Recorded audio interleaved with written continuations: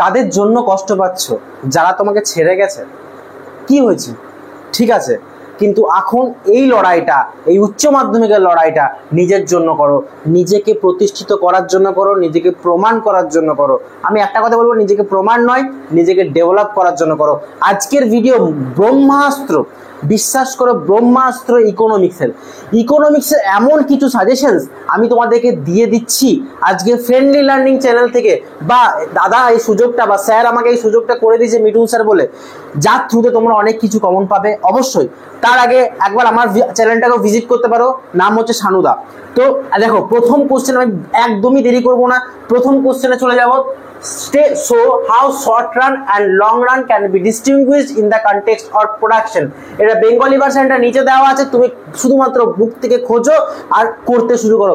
শুধুমাত্র এটা ভাববে না 10টা কোশ্চেন, একটু ভিডিওটা দেখো, একটু স্পিডে দেখলে দেখো, কোনো অসুবিধা নেই। বাট এর পরের যেটা দেবো স্লাইডটা, এর পরের স্লাইডটাতে আরো 5 থেকে 10টা কোশ্চেন থাকবে, ওইখানের মধ্যে পুরো কমপ্লিট থাকবে এবং 5 মার্কসের কোশ্চেন তুমি অনেক কিছু এই বোর্ড থেকে কমন পাবে, আমি এটুকু অ্যাসিওর করতে পারি তোমাকে। 2 নম্বর, explain the law of variables proportion in a production.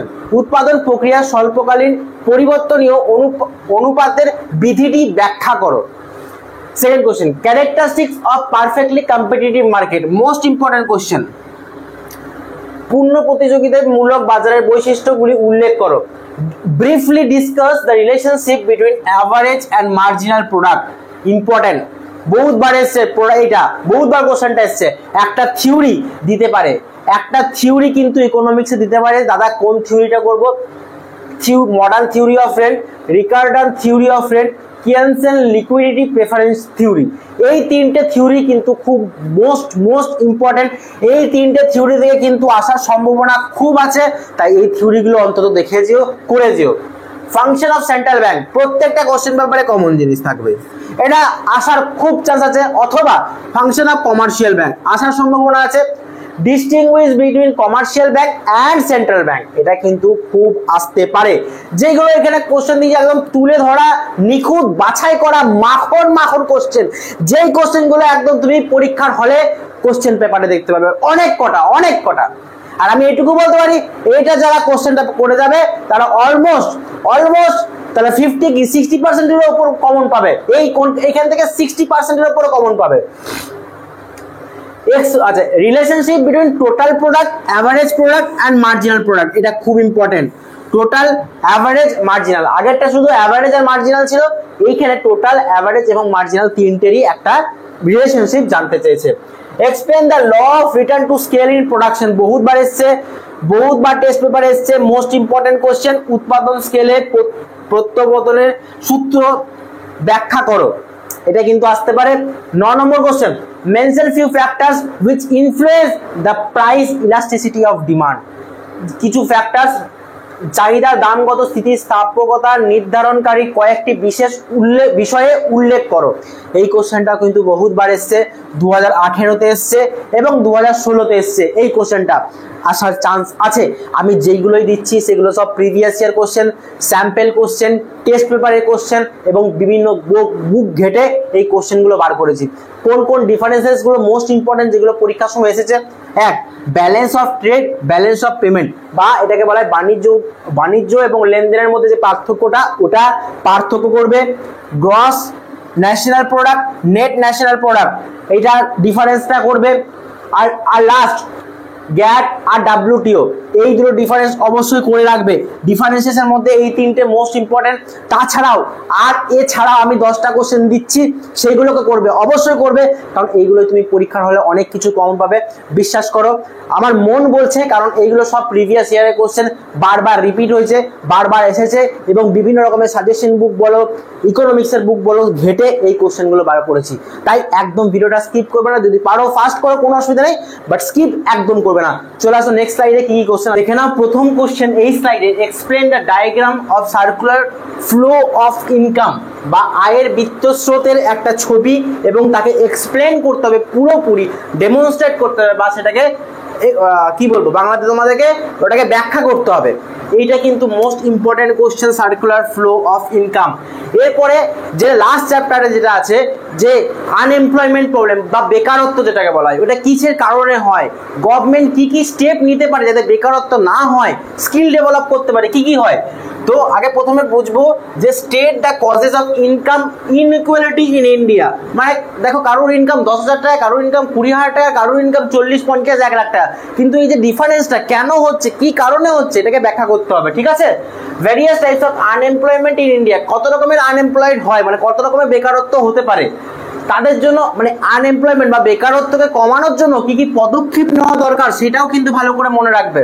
যেহেতু ভ্যারিয়াস টাইপস অফ আনএমপ্লয়মেন্ট এটা আগের বছর এসেছিল, তো এটা আজ পড়বে, তাও একবার ভালো করে দেখে নেবে। আগেবার একটু ঘুরিয়ে কোশ্চেনটা দিয়েছিল। Discuss long run equilibrium of A farm under perfect competition. এটা কি স্যার? সম্পূর্ণ প্রতিযোগিতামূলক ফার্ম দীর্ঘমেয়াদী ভারসাম্য বজায় রাখলে কি কি হয়। এই যে এটা পুরো ব্যাখ্যাটা এবং যদি ছবি থাকে ছবি আঁকাটা পুরো কিন্তু তোমরা করবে। Characteristics of perfectly competitive market, most important question দাদা। না পূর্ণ প্রতিযোগিতামূলক বাজারের বৈশিষ্ট্যগুলি উল্লেখ করো। এটা কিন্তু খুব ইম্পর্টেন্ট আছে, করে নাও, বেছে নাও, বেঁচে যাও। তোমরা ফার্স্ট ডিভিশন আসবে, তোমাদের স্টার আসবে। তোমরা যদি ভিডিও দেখো তোমরা তার মানে সিরিয়াস ক্যান্ডিডেট, তোমাদের মধ্যে একটা আগুন আছে। হয়তো তুমি প্রথম থেকে সিরিয়াস ছিলে না, কিন্তু তুমি লাস্ট 3 মাস খেটেছো, পরিশ্রম করেছো বা পরিশ্রম করছো। আমি অবশ্যই বলছি তোমরা পরিশ্রমের ফল পাবে এবং মাখন মাখন সাজেশন পাবে। এটা মাখনটা হচ্ছে আমার একটা মানে কি বলবো, এটা আমার নিজের একটা সৃষ্টি, যেটা আমি কথার মাঝখানে মাখন বলি। যখনই আমার অঙ্ক মিলে যায়, যখনই আমার কিছু কমন চলে আসে, তখন আমি মাখন বলি। মাখনটাকে কেউ মানে অন্যভাবে নিয়ে না, মাখন মাখন, এটা একটা ডায়লগ। আর ঠিক আছে, তো what is BOP, balance of payment বা অর্থ প্রদানের ভারসাম্য, এটা কি লিখতে হবে এবং রাইট দ্য কম্পোনেন্টস মানে উপাদান, উপাদান কার লিখতে হবে না, অর্থ প্রদানের ভারসাম্যের উপাদানগুলো কি কি সেটাও কিন্তু লিখতে হবে। Measure taken by the government of India for the eradication of poverty in India. Eradication মানে কি, মানে দারিদ্রতার বিরুদ্ধে, যে দারিদ্রতা যদি না হয় কি কি গভর্নমেন্টের স্টেপস নেওয়া উচিত যাতে আমাদের ভারতবর্ষ দরিদ্র দেশ না থাকে, সবাই যাতে সবারই কাছে একটা আর্নিংস, মিনিমাম আর্নিংস এবং সবাই যেন সমান্তরালে এগোতে পারে, কি কি স্টেপস নেওয়া দরকার। Measure taken to meet the balance of payment deficit বা বিওপির ঘাটতির প্রধান কারণ কি কি হতে পারে।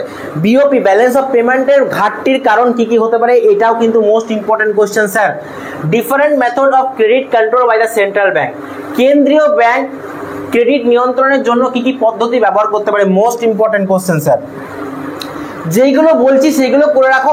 আর এইগুলোর করার পরেও আমি 2-3টে অঙ্ক দেবো যেগুলো ইকোনমিক্সের জন্য খুব ইম্পর্টেন্ট, তার সাথে সাথে আর একটা বা দুটো থিওরি তোমাদেরকে দেবো, সেগুলো কিন্তু মহা ইম্পর্টেন্ট। তাই ভিডিওটা এখনই বন্ধ করে রেখে দিলে আমি খুব ছোট একটা ভিডিও বানাচ্ছি যাতে তোমাদের খুব উপকার হয় এই কিছু দিনের মধ্যেই। What are the necessary and sufficient conditions for the short run equilibrium of a perfectly competitive market? So how much a firm attains short run equilibrium when this condition fulfilled? একটি পূর্ণ প্রতিযোগিতামূলক ফার্মের স্বল্পকালীন ভারসাম্যের জন্য প্রয়োজনীয় যথেষ্ট শর্তগুলি লেখো। শর্তগুলি তোমাকে লিখতে হবে, তার সঙ্গে সঙ্গে দেখাও কিভাবে, মানে ওটাকে ডেমনস্ট্রেট করো, ওটাকে তুমি বোঝাও কিভাবে পূরণ হলে ফার্মটি স্বল্পকালীন ভারসাম্য উপনীত হয়, কিভাবে এটা তোমাকে দেখাতে হবে, বোঝাতে হবে।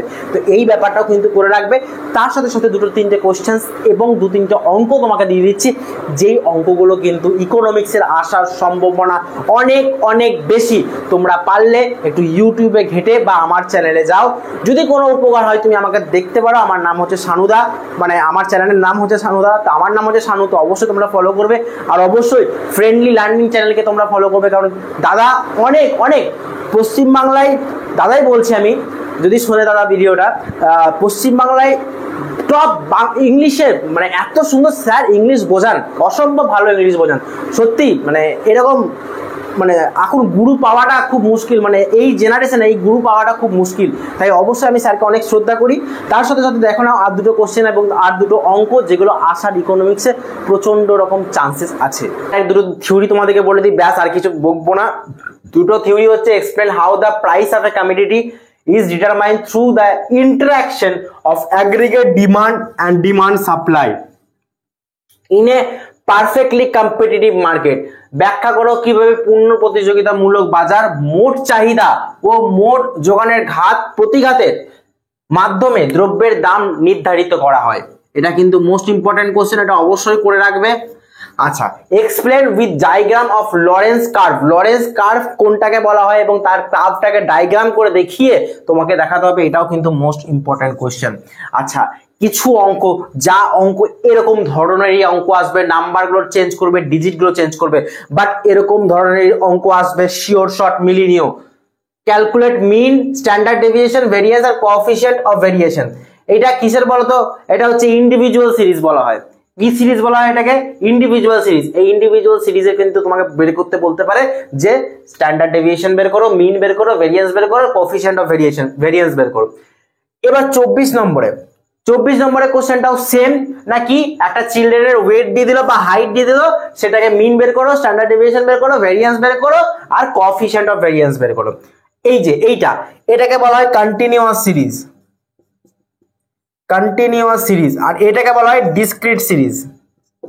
তো যদি তোমরা করে থাকো খুব ভালো, আর যদি না করে থাকো চাপ নেই, আর দেখে লাভ নেই।